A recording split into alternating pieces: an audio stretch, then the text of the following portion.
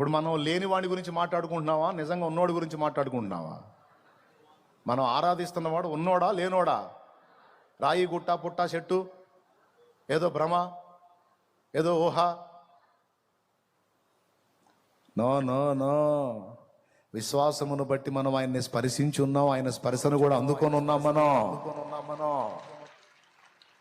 లేడు, చూడట్లేదు, సాయం చేయలేడు. అయిపోయిందా మీ ఓపిక? ఉందా? ఎంతమందికి ఉంది?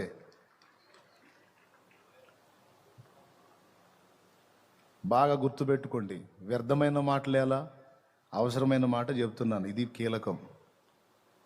అందరూ వేదిక మీద ఉన్నోళ్ళు, చుట్టుపక్కల ఉన్నోళ్ళు, వింటున్నోళ్ళు, ఎక్కడెక్కడో కూర్చొని వింటున్నోళ్ళు అందరూ వినాలి జాగ్రత్తగా. లైవ్లో జూమ్లో కనపడుతున్న అందరూ సీరియస్గా తీసుకోండి. చిన్న పిల్లల్లాగా కలత చెందొద్దు, కంగారు పడొద్దు. లేదా ఇప్పుడే చెప్పండి, నేను ప్రార్థన చేసేస్తా. చేపలు కావాలా, ఏసై కావాలా? మళ్ళీ చూడు, 2 దోణెల నిండా చేపలు ఇచ్చి పిలిచినోడు ఏమి ఇవ్వకుండా పిలిస్తే బాగుండు. పేతుర్ని 2 దోణెలు మునిగేటట్టు నిండా చేపలు ఇచ్చి అంటాడు, నిన్ను మనుషుల్ని బట్టే జాలరిగా చేస్తారా అంటాడు. చేపలు ఏం చేయాలా బాయ్? చేపలు ఏం చేయాలా? టెస్ట్ చూడు. ఏమి ఇవ్వకుండా కాదు, కార్యం చేసి కూడా పిలుస్తాడుదా అని.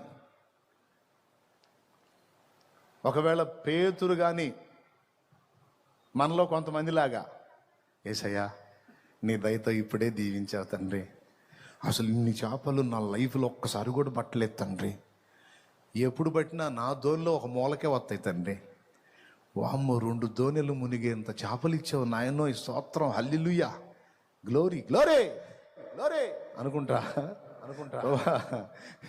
ఈ సంతలో అన్నీ ఫుల్ డబ్బులు వస్తాయి, మామూలుగా ఉండదు తండ్రి, ఈ లైఫ్ మొత్తం ఒక టర్నింగ్ అయిపోద్ది తండ్రి, నీ దయ నాయన అని ఆడే కూర్చుంటే పెద్ద చేపల వ్యాపారస్తుడు అయ్యేవాడు. ఏం వ్యాపారం? చేపల వ్యాపారం. ఆయన ఎవడో మనకు తెలియదేక ఆయన గురించి ప్రస్తావన కూడా ఉండేది కాదు. యేసై పక్కన సింహాసనం అంతకంటే ఉండేది కాదు. కానీ ఏం చేశాడో తెలుసా? చేపల్ని పట్టించుకోవాలా, వలను పట్టించుకోవాలా, దోణెల్ని పట్టించుకోవాలా, సమస్తమును విడిచిపెట్టి ఆయన వైపు చూస్తాం మొదలు